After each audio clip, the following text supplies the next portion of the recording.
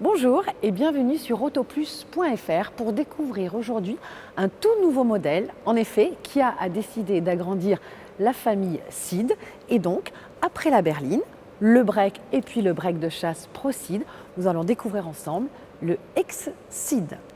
Alors ce nouveau modèle est un petit peu particulier parce que ce n'est pas vraiment un SUV, vous allez voir avec les dimensions et sa forme, ce n'est pas non plus une berline, c'est ce qu'on appelle véritablement un crossover puisqu'il se trouve vraiment à mi-chemin entre ces deux catégories. Une chose est sûre, c'est qu'il a vraiment une personnalité propre comparée aux autres modèles de la famille Ceed et qui se souligne vraiment avec la forme de la calandre, vous voyez qui est soulignée ici, bien entourée, le bouclier aussi qui est totalement différent et même les optiques adoptent une forme originale. C'est bien sûr sous cet angle que l'on se rend le plus compte de ce style crossover, donc entre berline et SUV. Côté gabarit, en fait, il mesure 4,42 m long, c'est à peu près le gabarit d'un Nissan Qashqai. Et puis, par rapport justement à la berline Ceed, c'est 8,5 de plus en longueur. Et par rapport à un SUV Sportage, eh bien, c'est 9 cm de moins. En hauteur, on constate tout de suite que ce X-Ceed est plus bas que la majorité des SUV puisqu'il mesure 1,49 m, c'est-à-dire 10 cm de moins que la moyenne de la catégorie. En revanche, par rapport justement à la berline Ceed, c'est 4 cm de plus. En fait, ça se joue principalement ici, à la garde au sol, qui a été remontée de 4,2 cm. À l'arrière, le design est très dynamique grâce à cette ligne de toit plongeante et surtout cette lunette qui est vraiment très inclinée. De même, on a ces feux qui sont très effilés et qui se poursuivent sur les épaules. Le sabot ici avec la double sortie d'échappement, du moins sur cette finition. Tout ça, ça donne vraiment beaucoup de punch à ce X-Ceed.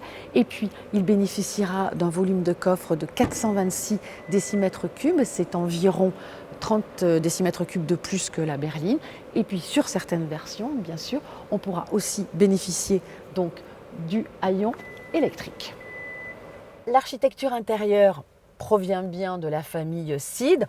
On a une bonne qualité perçue, mais ce X-Ceed innove avec, pour la première fois, c'est vraiment le premier modèle Kia à adopter des compteurs numériques. On a une belle dalle de 31 cm, c'est-à-dire 12,3 pouces.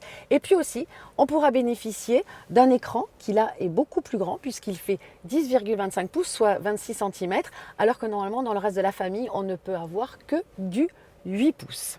On remarque également que pas mal de boutons ont été conservés pour la ventilation, pour les sièges chauffants. Il y a beaucoup de rangements avec des prises, la charge à induction, des rangements encore ici, une boîte à gants assez profonde et puis qui a promis une conduite différente quand même de celle d'un SUV grâce à des suspensions et des nouvelles butées hydrauliques. Enfin, le catalogue des aides à la conduite est assez grand et on pourra notamment bénéficier du fameux Traffic Jam Assist qui est chez Kia le système de conduite autonome de niveau 2. Les passagers à l'arrière sont chouchoutés parce que vraiment les dossiers de siège sont bien inclinés.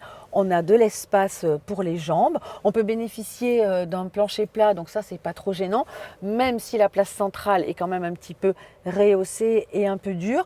On bénéficie aussi de poignées. C'est pas à gagner dans tous les modèles. Franchement, c'est pas mal. Ce crossover X-Ceed arrivera dans les concessions au mois de septembre. On ne connaît pas encore ses tarifs, mais on peut estimer qu'ils débuteront à 25 000 €. Côté motorisation, on aura 3 blocs essence de 120, 140 et 204 chevaux. Côté diesel, ce seront des 115 et 136 chevaux. À noter en plus qu'il y aura une version hybride rechargeable à partir de 2020. À très bientôt sur autoplus.fr.